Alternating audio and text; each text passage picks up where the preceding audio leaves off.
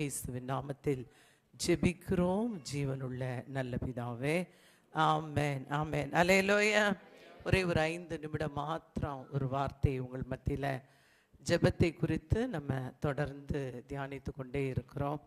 நேற்றைய தினத்தில் கூட இந்த உபவாச நாட்களில் எப்படி ஜெபிக்க வேண்டும், அப்போஸ்தலர் நடவடிக்கைகள் 7வது அதிகாரம் 55வது வசனத்தை வாசிக்க கேட்போம். அப்போஸ்தலர் 7:55. அவன் பரிசுத்த ஆவியினாலே நிறைந்தவனாய் வானத்தை அண்ணாந்து பார்த்து தேவனுடைய மகிமையையும் தேவனுடைய வலது பாரிசத்தில் இயேசுவானவர் நிற்கிறதையும் கண்டான். ஆமென் சொல்லுங்க. இந்த நாளில் கூட அருமையாய் சாரா பேசும்போது ஆவியானவர் ஒரே மாதிரி தான் பேசுவார், அகெயின்ஸ்டாக பேசவே மாட்டார். ஆமென். ஆண்டவர் என்னோடு கூட பேசின வார்த்தைகள், ஆண்டவராகி தேவன் இந்த பூமியில் இருந்தபோது ஒரு மலை மேலே தனியாக இருக்கும்படி ஏறினாராம். மத்தேயு 17 வாசிக்கிறோம். அப்பொழுது அவர் மறுரூபமானார். ஒரு அல்லேலூயா சொல்லுங்க. தனிமையில் போனார்னு எழுதியிருக்கு, ஆனால் 3 பேரோட போனார். ஒரு அல்லேலூயா சொல்கிறீங்களா? அவர் அந்த வார்த்தை நீங்கள் வாசிக்கும்போது கேட்போம். வாசிங்க. 6 நாளைக்கு பின்பு இயேசு பேதுருவையும் யாக்கோபையும் அவனுடைய சகோதரனாகிய யோவானையும் கூட்டிக் கொண்டு தனித்திருக்கும்படி. எப்படி? how it is possible? அவர் தனியாக போயிருக்கிறாரு, தனிமையில் இருக்கும்படி, தனித்திருக்கும்படி 3 பேர் கூட்டிகிட்டே போயிருக்காரு. ஆச்சரியமான ஒரு வேத பகுதி. ஜெபிக்கிறவர்கள் எப்படி இருப்பாங்க, எப்படி இருக்க வேண்டும். அவர் தனித்து இருக்கும்படி இவங்களை கூட்டிகிட்டு போக வேண்டிய அவசியம் இல்லை. இவங்களுக்கும் அவருக்கும் இடையில என்ன வித்தியாசப்படுகிறது? நீங்கள் வேதத்தை ஆழ்ந்து தியானிப்பீங்கன்னா இந்த 40 நாளில் 3 பேரை அங்கே பார்த்தாங்களாம். யாரெல்லாம் பார்த்தாங்க? இயேசு மறுரூபமானாராம், வேற இயேசுவை பார்த்தாங்க. ஒரு அல்லேலூயா சொல்லுங்க. ஒருவேளை இவங்க கூட இருந்த இயேசுவை பார்க்கல, வேற இயேசுவை பார்த்தாங்க. அது போலவே 3 பேர், இந்த 3 பேர் தான் வேதத்தில் 40 நாட்கள் உபவாசித்தவங்க. ஒன்று இயேசு வேற மாதிரி மறுரூபமாகி.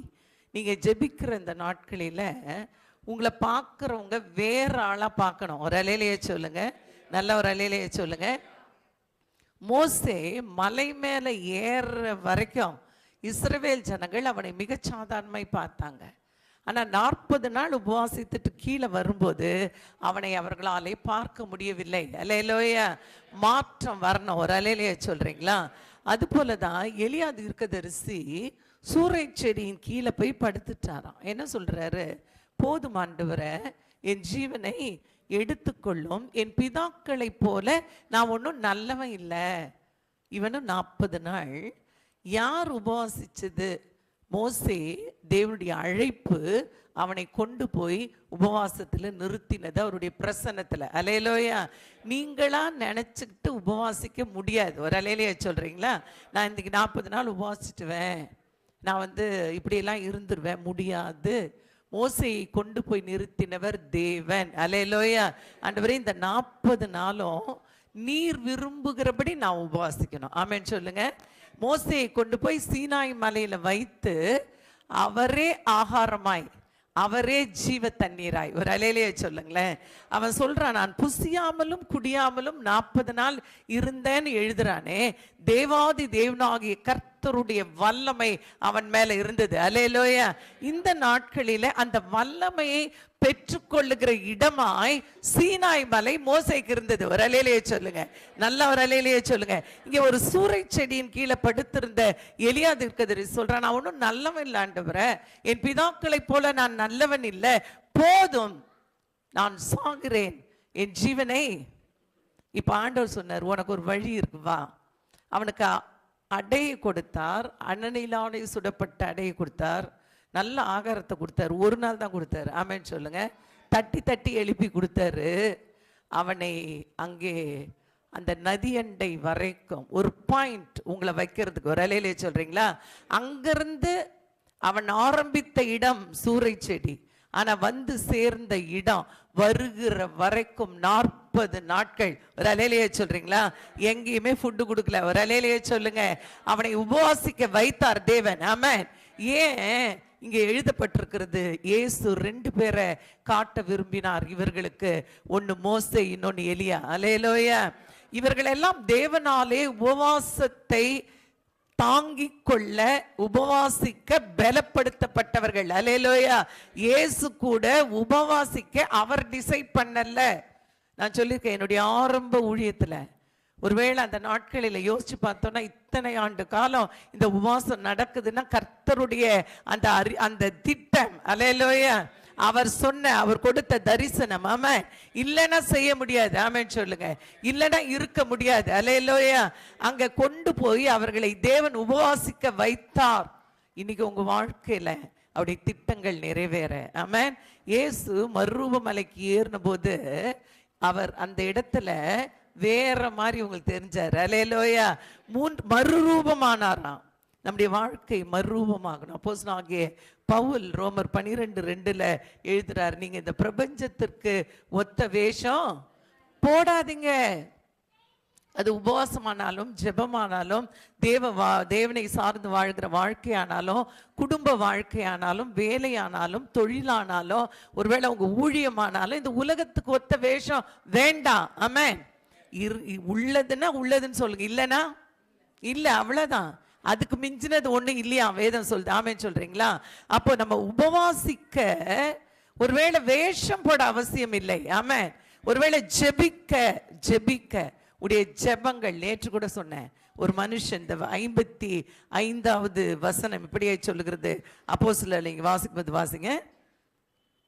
7:55 வாசிச்சு முடிப்போம். வாசிக்குமா? அவன் பரிசுத்த ஆவியினாலே நிறைந்தவனாய். பாருங்களேன், ஒரு மனிதன் எப்பொழுதுமே அபிஷேகத்தில் இருக்கிறது. ஆமென் சொல்லுங்க.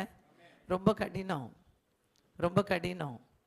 இந்த ஸ்தேவான் அபிஷேகத்தில் நிறைந்தவனாய் ஒரு பிரேயர், ஒரு ஜெபம், இக்கட்டான நிலையில, ஆபத்துல, தப்பித்து கொள்ள முடியாத சூழ்நிலையில ஒரு பிரேயர், அவன் பண்ண பிரேயர் அவன் எப்படி இருந்து பண்ணான்னா, அவன் பரிசுத்த ஆவியிலே நிறைந்தவனாய் வானத்தை அண்ணாந்து பார்த்து, முதல்ல தேவனை நோக்கி பார்க்கணும் ஜெபத்துல. ஆமென் சொல்லுங்க.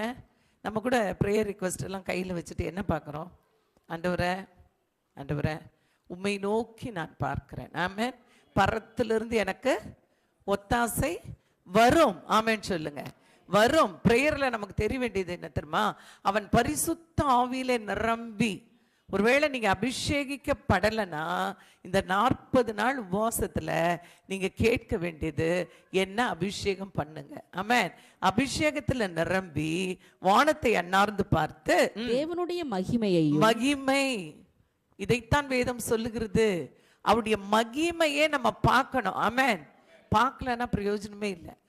அவருடைய மகிமையவே பார்க்கல, அவருடைய மகிமையை பார்க்காதவர்கள் தேவனிடத்திலிருந்து எதையாகிலும் பெறவே முடியாது. அவருடைய மகிமையை பார்க்கணும். ஆமென். அவர் மகிமை வெளிப்பட்டாதான் அற்புதம் நடக்கும். நீங்க வீட்டுல போய் வாசிங்க, கானாவூர் கல்யாண வீட்டுல அற்புதம் செய்து தேவன் தன்னுடைய மகிமையை வெளிப்படுத்தினாராம். அல்லேலூயா. என் வாழ்க்கையில உங்க மகிமை வெளிப்படணும், என் குடும்பத்துல உங்க மகிமை வெளிப்படணும், என் வீட்டுல உங்களுடைய மகிமை வெளிப்படணும், என் பிள்ளைகள் மேல உங்களுடைய மகிமை வெளிப்படணும், என் கையின் பிரயாசங்களில உங்களுடைய மகிமை வெளிப்படணும், என் சரீரத்துல உங்களுடைய மகிமை வெளிப்படணும், என் ஜபத்துல, ஊழியத்துல, ஆண்டவரே நான் செய்கிற தொழில்ல எல்லா பகுதியிலும் உடைய மகிமை இருக்கணும். ஆமென் சொல்லுங்க.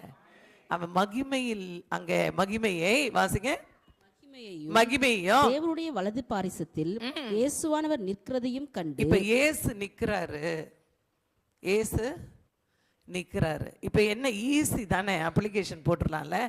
இப்ப நம்ம முன்னாடி வந்து இயேசு நின்னா என்ன கேட்போம்? நம்முடைய விருப்பங்களை எல்லாம் கேட்போம்ல அவர்கிட்ட. இப்ப இவனுடைய விருப்பம் என்னவா இருந்தது?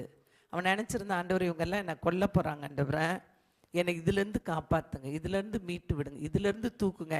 ஜெபம் பண்ணியிருக்கலாம்ல. ஒரே ஒரு பிரேயர். அவன் பார்த்துட்டு என்ன பிரேயர் பண்ணான்? நான் வாசிக்குமா? வானங்கள் திறந்திருக்கிறதையும் மனுஷகுமாரன் தேவனுடைய வலது பாரிசத்தில் நிற்கிறதையும் காண்கிறேன் என்றான். அப்பொழுது அவர்கள் உரத்த சத்தமாய் கூக்குரலிட்டு தங்கள் காதுகளை அடைத்துக் கொண்டு ஒருமனப்பட்டு அவன் மேல் பாய்ந்து. பாருங்களேன், ஒருவேளை நீங்க தேவ வார்த்தையை சொல்லும் போது இன்றைக்கும் ஒருவேளை அவங்கெல்லாம் ஒருமனப்பட்டாங்களாம். எதுக்கு தெரியுமா? இன்னைக்கு நிறைய பேர் ஒருமனப்படுவாங்க. நீங்க தேவனை நான் பார்த்தேன், தேவன் என்னோடு பேசினார், அவரை பார்த்தேன், பேசினாரு, கேட்டேன்னு சொன்னீங்கன்னா ஒரு கூட்டம் ஒருமனப்படும் உங்களை அழிக்க, உங்களை எதிர்க்க, உங்களை தூஷிக்க. ஆனா பயப்படாதீங்க, தேவன் உங்களோடு தானே இருக்கிறார். அல்லேலூயா. அவன் சொல்றான், வானம் திறந்திருக்கு, அங்கே தேவனை பார்க்கிறேன், பக்கத்துல இயேசு நிற்கிறார். இயேசு எழுந்து நிற்கிறார்னா கீழே என்னெல்லாம் நினைச்சாரோ அவர் செய்ய முடியும். ஆமென். இவனிடத்துல இருந்து ஒரே ஒரு விண்ணப்பத்திற்காக எதிர்பார்க்கிறார் தேவன். தேவ பிள்ளையே, நீ விசேஷமானவள் என்பதை மறந்துடாத, விசேஷமானவன் என்பதை மறந்துடாத. உன்னுடைய ஜெபம் பரலோகம் வரையும் கேட்கிறதுன்றதை மறந்துடாத. அல்லேலூயா. மனுஷன் கேட்க மாட்டான், அவன் வார்த்தைகளை பேசும்போது. ஒருவேளை இன்றைக்கும் உங்களுக்கு அந்த அனுபவம் இருக்கலாம். ஊழியத்துல எனக்கு அநேக அனுபவம் உண்டு. பேசும்போது இங்க ஒரு கூட்டம் ஒருமனப்படும். இல்ல இதெல்லாம் இல்ல, அவங்களுக்கு கோபம் வந்துருச்சான். நம்ம பார்க்குறோம்ல, 2 பேர் ஒருமனப்பட்டா பரலோகத்தில் உண்டாயிருக்கும். தேவ பிள்ளைகள் ஒருமனப்பட்டாதான். அதை எதிர்க்கிற ஆட்கள் என்னதான் ஒருமனப்பட்டாலும் ஒன்றும் நடக்காது இயேசுவின் நாமத்தில். ஆமென். அவங்க அங்க ஒருமனப்பட்டு என்ன செய்தார்களாம்? அவன் மேல் பாய்ந்து அவனை நகரத்துக்கு புறம்பே தள்ளி அவனை கல்லெறிந்தார்கள். உபத்திரவம். ஒருவேளை உங்களை அவமானப்படுத்தலாம், தள்ளலாம், காயப்படுத்தலாம், வெளியே போன்னு சொல்லலாம், அநேக காரியங்கள் உங்களுக்கு விரோதமா வரலாம். தேவன் நம்மோடு தான் இருக்கிறார். ஆமென். ஜெபத்துல சோர்ந்து போயிடாதீங்க. ஐயோ, நான் இப்படி ஜெபிக்கிறேன் ஆண்டவரே, எனக்கு விரோதமா இப்படி எல்லாம் பேசுறாங்க ஆண்டவரே. பேசட்டும். ஸ்தேவான் சொல்லி கொடுத்தான். இயேசுவை பார்த்த பிறகும், அந்த தரிசனத்தை பார்த்த பிறகும், அவருடைய சத்தத்தை கேட்ட பிறகும், வலது பாரசத்துல நிற்கிறதை அவன் அறிந்த பிறகும் அவனுக்காக சுயநலமாய் ஜெபிக்கல, எதிரிகளை அழிக்கணும்னு ஜெபிக்கல. ஆமென். நம்ம அமைதியா இருக்கிற காலங்கள் ஜெபத்துல தேவன் எல்லாவற்றையும் நிறைவேற்றுவார். அவன் ஒரே ஒரு ஜெபம் பண்றான். அவர்களை பார்த்து, அந்த சூழ்நிலையை பார்த்து அடியை வாங்கிட்டு வலியோடு வேதனையோடு. ஒருவேளை நீங்க ஏதோ ஒரு இடத்துல குடும்பத்துல காயப்படுறீங்களா? ஒருவேளை வேலையில், ஒருவேளை உங்கள் வாழ்க்கையில் சத்துருக்கள் எதிர்க்கிறாங்களா? ஜோமணி என்ன ஆண்டவர், இவ்வளோ ஜோம் பண்ணாலும் நான் அடி வாங்கிட்டே இருக்கேன் ஆண்டவரை, நீங்கள் கூடவே இருக்கிறீங்களா ஆண்டவரேன்னு கலங்குறீங்களா? ஸ்தேவான் தான் பெரிய சாட்சி.